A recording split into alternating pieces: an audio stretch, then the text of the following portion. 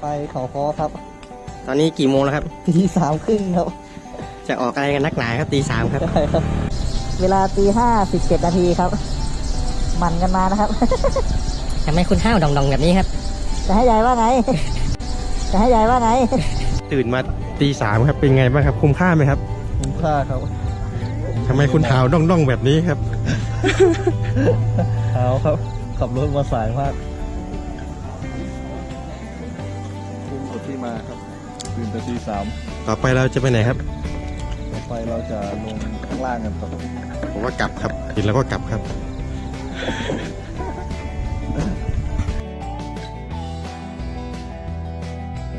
คุยกับผมหน่อยครับ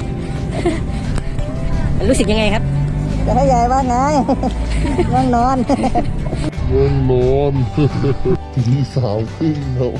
มารู้สึกยังไงครับ ที่ตื่นแต่เช้ามา รู้สึกง่วงครับ แต่นี่กินอะไรอยู่ครับเนี่ยไข่กระทะครับอาหารเช้าก็กินนี่เสร็จก็กลับแล้วครับ